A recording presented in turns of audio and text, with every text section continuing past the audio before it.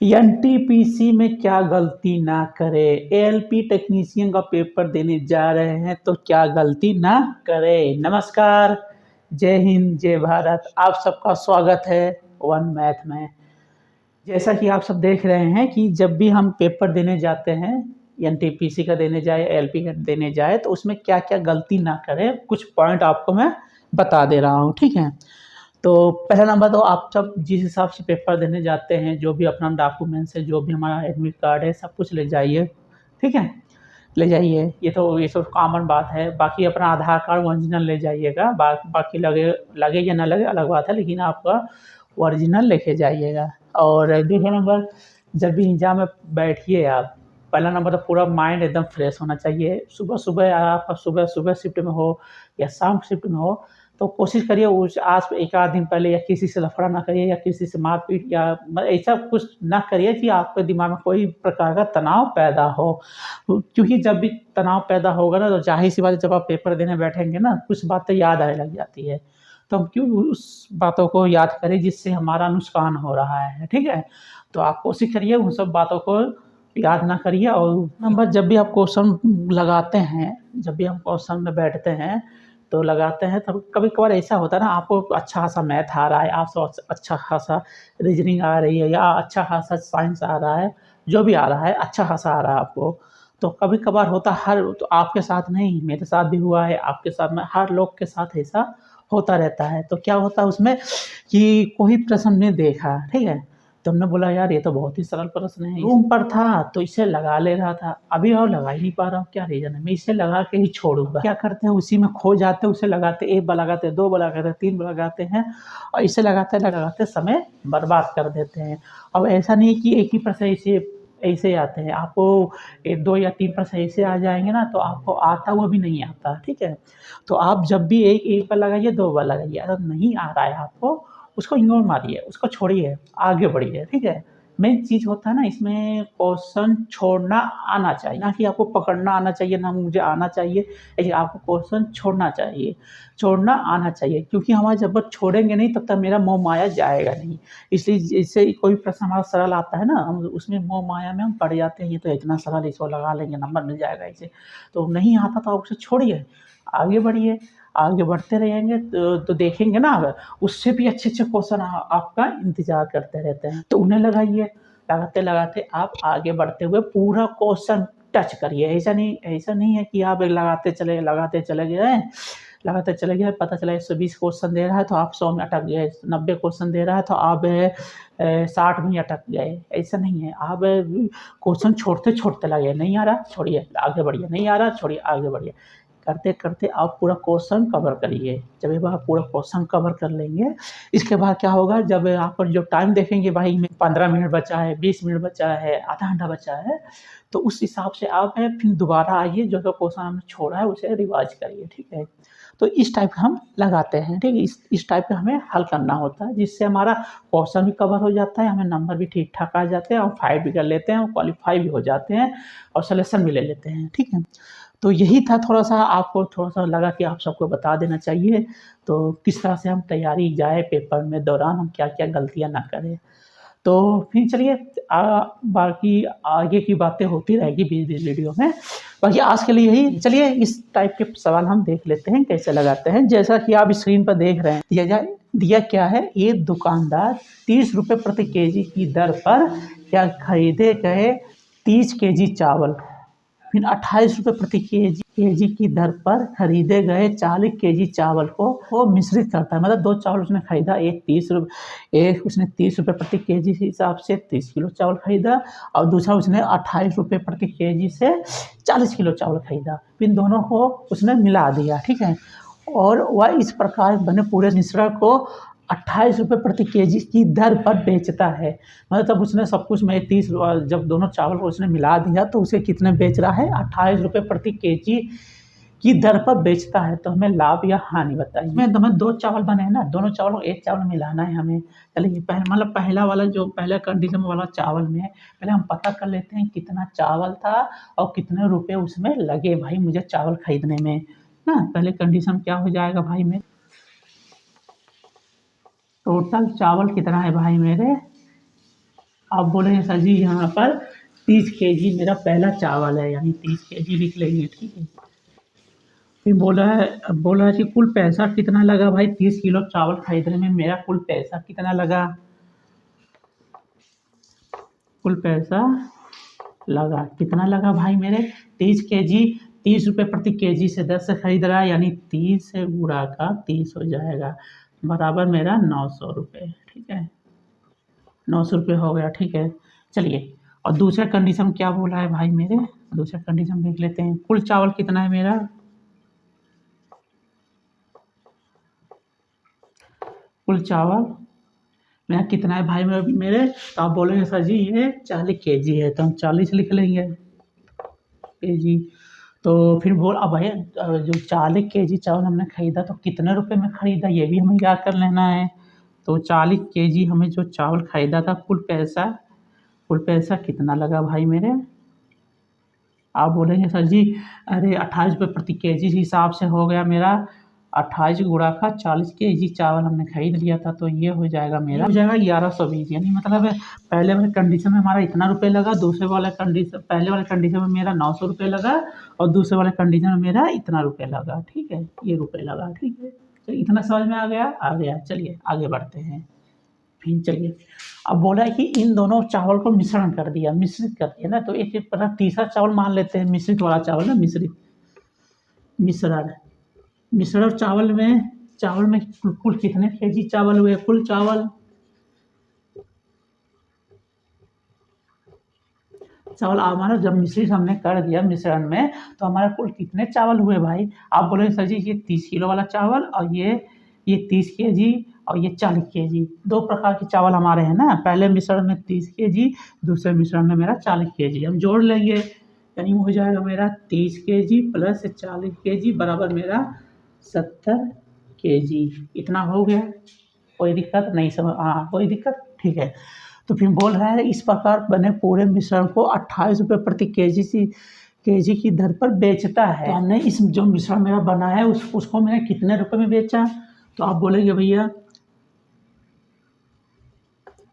मिश्रण चावल को बेचा, कितने रुपए में बेचा भैया, 70 किलो मेरा चावल था, उसे मैंने बेच दिया 28 रुपये प्रति केजी से, यानी हो जाएगा मेरा 70 गुणा का 28 हो जाएगा। इसे आप 1960 रुपये, यानी मतलब मेरा ये हो गया कि मतलब जो उसने मिश्रा वाला चावल उसने बेचा था 1960 रुपये में। अब ये भी हम यहाँ से ये भी देख लेते हैं उसने ख़रीदा कितने में था। अगर ये ख़रीदा भाई दोनों चावल उसने ख़रीदा कितना रुपये में ख़रीदा, ये हो जाएगा 900 फिर प्लस 1120, एक चावल उसने 900 रुपये में ख़रीदा, एक चावल 1120 रुपये में ख़रीदा, जोड़ लेंगे दोनों काम, ये हो जाएगा 0 हो जाएगा, 2 हो जाएगा, ठीक है, ये हो जाएगा 0 2, यानी 2020 रुपये में उसने ख़रीद लिया ना, ये ख़रीदा।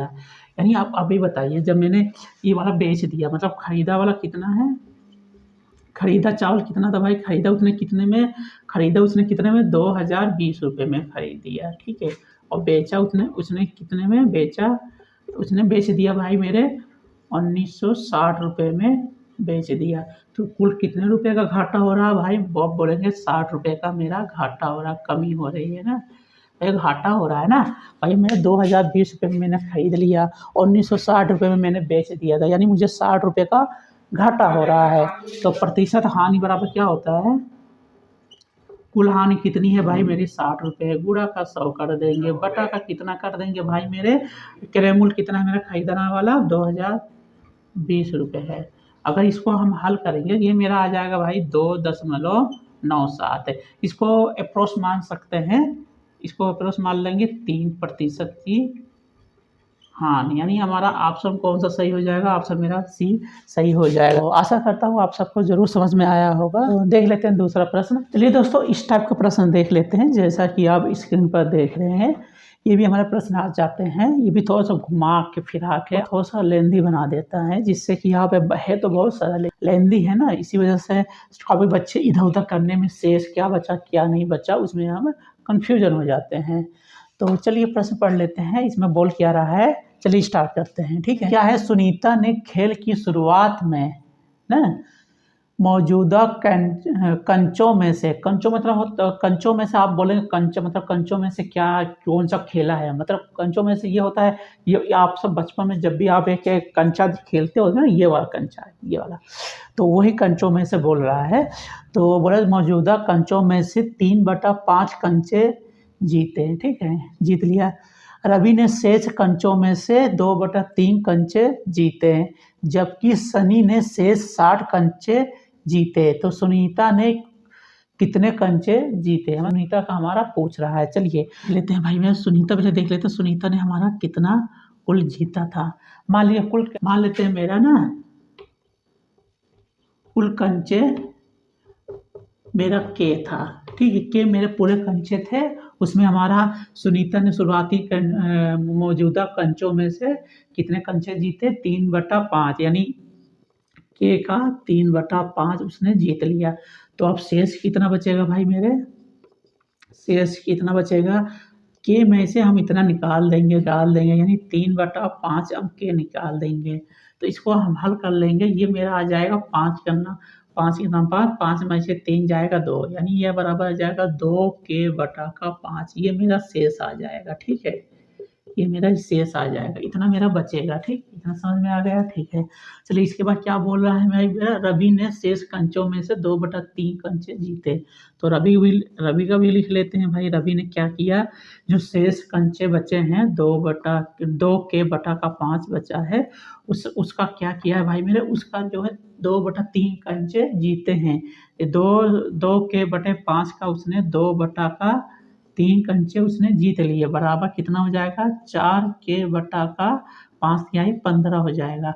तो मेरा यहाँ से मेरा शेष कितना बचेगा भाई मेरे, आप बोलेंगे सर जी जो हमारा शेष ये वाला बचा है उतने में से हम ये निकाल देंगे, और कुछ बच्चे क्या करते हैं पूरे के में से निकाल देते हैं, ऐसा नहीं करना। और जो शेष बचा है, शेष में से यही बोला ना, शेष कंचों में से, तो शेष यही मेरा बचा था, शेष कंचों में से इतने कंच उसने जीत लिए, तो मेरा कितना शेष कितना बचेगा, ये हो जाएगा 2 के/5 माइनस 4 के/15, लास्ट कितना हो जाएगा मेरा 15, ये हो जाएगा भाई मेरे 5 तिहाई 15 होता है, 3 दूना 6 हो जाएगा, ये हो जाएगा 6 के माइनस 4 के/15 बराबर हो जाएगा 2 के/15, ठीक है। ये मेरा अगर इतना शेष मेरा यही बचेगा भाई, ये मेरा शेष बच जाएगा ना,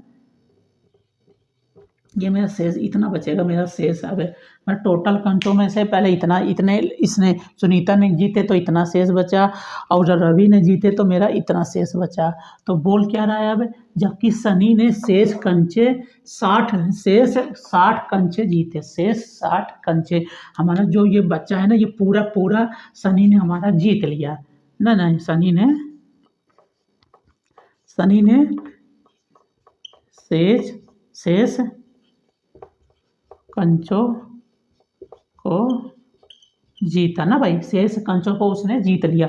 तो हमारा शेष कंचे कितने हैं मेरे, 2 के/15, ये बराबर है मेरा 60 कंचों के हमारे बराबर है। तो यहाँ से हम क्या लेंगे, 2 तिहाई में चला जाएगा, ठीक है, 15 तिहाई 45, यानी यहाँ से के बराबर हो जाएगा 450, हमारा जो यानी मतलब हमारा जो कुल कितने कंचे थे, 450 मेरे कुल कंचे थे, ठीक है। तो उसमें से हमारा सुनीता ने कितने कंचे जीते थे भाई, इतने जीते थे ना, के गुणे 3/50। तो यहाँ से हम सुनीता वाला अगर सुनीता वाला लेते हैं तो सुनीता वाले में सुनीता का पूछ रहा है, तो सुनीता ने कितने जीते, 3/5 के हमारा जीता था उसने ना, जीते थे, ठीक है। तो 3/5 गुणा कर के का मान कितना आया है मेरा, 450 रख देंगे। चलिए इसको काट देते हैं, 5 के ना 5 9 45 है, तो 3 9 ये हो जाएगा, 3 गुणा का 90, 3 9 27, यानी 270 कंचे उसने जीते। सुनीता ने कितने जीते, 270। ऑप्शन मेरा डी सही हो जाएगा, ठीक है। तो आशा करता हूँ आप सबको जरूर समझ में आया होगा। देख लेते हैं दूसरा प्रश्न, ठीक, जैसा कि आप स्क्रीन पर देख रहे हैं, ये भी मेरा मेंसुरेशन के प्रश्न है। चलिए प्रश्न पढ़ लिया जाए, क्या बोल रहा है मेरा, 3 सेंटीमीटर त्रिज्या वाले ठोस धात्विक गोले को पिघलाकर क्या करता है 4 सेंटीमीटर मोटाई का एक तार बनाया जाता है। तो तार की हमें लंबाई बताना होता है। तो बोला है कि ये हमारा गोला है उसको एक खींच के एक तार बनाया गया है, ठीक है। खींच के इसको तार बनाया गया है, ठीक है। ये तार बनाया गया, ठीक है। खींच के इसको पिघला दिया, पिघला के तार मेरा बना लिया गया। तो बोला ये तार की लंबाई हमसे ये पूछ रहा है कि हमारी तार की लंबाई कितनी लंबी हमारी होगी, जबकि इसकी त्रिज्या कितनी दिया है भाई मेरे 3 सेंटीमीटर दिया है और इसकी जो मोटाई हमारी दिया है ये मेरी दे दिया है 4 सेंटीमीटर दे दिया, ठीक है। 4 सेंटीमीटर मेरा दिया हुआ है, ठीक है। तो चलिए, तो अब देखिए आयतन तो मेरा दोनों का बराबर होगा, आयतन बराबर इसका आयतन। अब एक प्रकार अब तार को देखेंगे, आप बोलेंगे सर जी तार का आयतन कैसे निकालेंगे? एक प्रकार आप क्या देखेंगे, जो तार है हमारा बेलन की तरह होता है। जैसे बेलन हम कोई लेते हैं, ये बेलन लेते हैं ना, ये तो देखेंगे हमें ये थोड़ा सा बेलन की तरह होता है। इसमें भी हमारा त्रिज्या होती है, ये मेरा ऊंचाई होता है। ऊंचाई मतलब बोलेगा ये पूरी लंबाई हो गई मेरी। ये प्रकार का हम इसे बेलन ही मान के चलेंगे। चलिए, अब गोले का आयतन कितना होता है, यहाँ लिख लेंगे। आयतन बराबर कितना हो जाएगा, आयतन हो जाएगा गोले का आयतन 4/3 पाई आर क्यूब होता है, बराबर बेलन का आयतन कितना होता है, ये बेलन होगा ना प्रकार का, बेलन का आयतन होता है पाई आर स्क्वायर एच होता है। चलिए, ये एच का मान पूछ रहा है, यानी लंबाई मेरी ये पूछ रहा है पूरा। यहाँ में एच हो जाएगा, यहाँ पूरी लंबाई हमारी एच के बराबर होगी। चलिए, ये हो जाएगा 4/3 हो जाएगा, पाई हो जाएगा।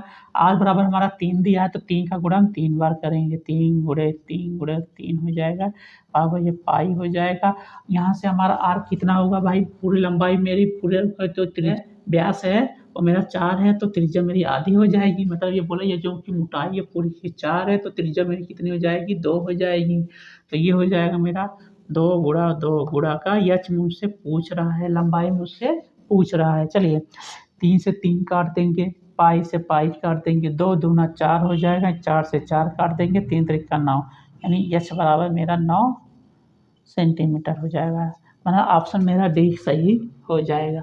तो इस टाइप का आप इस टाइप को बताने का मेरा यही माध्यम था, यही जरिया था कि जब भी इस टाइप का पिघला के बनाया जाएगा, कोई भी चीज़ एक दूसरे को पिघला के ये बना दिया जाए, वो बना दिया, जो भी बना दिया जाए, तो उसमें क्या होता है आयतन आपस में बराबर